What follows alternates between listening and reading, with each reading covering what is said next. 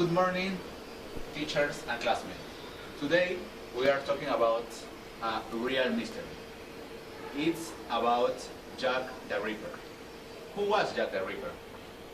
Jack the Ripper is known as an identified serial killer who is expected to be active in the Whitechapel's district of London in 1888. The name Jack the Ripper is originated in a letter written by someone claiming to be the murderer that was widely disseminated in the media. The letter is widely believed to have been a hoax, and it may have been written by journalists in an attempt to heighten interest in the story and increase their newspaper circulation. Attack was relayed to Jack the Ripper, who typically was involved with female prostitutes who lived and worked in the slum of London and whose throats were cut prior to abdominal mutilations. The removal of internal organs from at least 3 of victims led to proposals that their killer possessed anatomical or surgical knowledge. Rumors said that the writers and purporting to be the murders were received by media outlets and Scotland Yard. Mainly because of the extraordinarily brutal character of the murder, or because of media treatment of the events, the case is, as a result, the public came increasingly to believe in a single serial killer known as Jack the Ripper.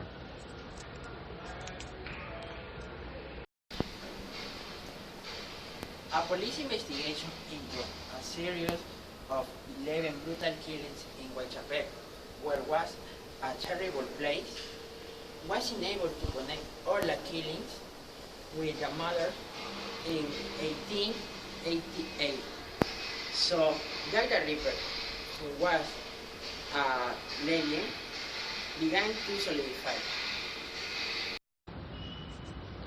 Of course, the murders were also the focus of a huge criminal investigation that saw the Victorian police pit their wits against a lone assassin who was perpetrating his crimes in one of 19th century London's most densely populated and crime-ridden quarters. As a result of official reports and the effort of journalists to keep abreast of the progress that the police investigation was making, we are able to watch that investigation unfolding. These crimes were done by a person who has a criminal record, so Jack should have been arrested by the police because all of these crimes were related with him. The methods that the police used to track the killer were not enough. The suspect was not arrested easily. The Victorian police faced numerous problems as they raced against time to catch the killer before he could kill again. As the murders were never solved, the legends surrounding them became a combination of genuine historical research, folklore, and pseudo-history. Since then, it has recorded more than 100 song theories about the Ripper's identity. Apart from a sinister trail of cadaver that he left, there is little evidence about his existence, just few letters and a diary of doubtful authorship have been attributed to Jack the Ripper.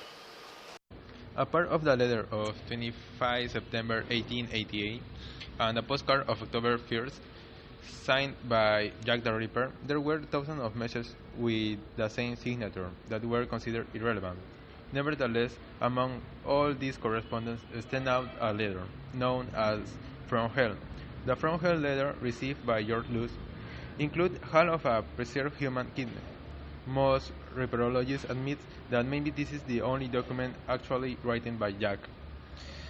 Furthermore, many evidence of his existence were reduced to these letters, which calligraphers consider false. By the 1960s, the Ripper had become a symbol of a predatory aristocracy. The image of Jack the Ripper merged with a borrowed symbol from horror story, such Dracula or Frankenstein. Jack the Ripper features in hundreds of works of fictions. The Ripper appears in novels, short stories, poems, comic books, games, songs, plays, opera, television programs, and film. More than 100 non-fiction works deal exclusively with the Jack the Ripper murders, making it one of the most written about true crime subjects. So, in a way, it could be argued that Jack the Ripper did leave behind a legacy that led to social change and policing methods, not just in the East End of London, but throughout the country as a whole.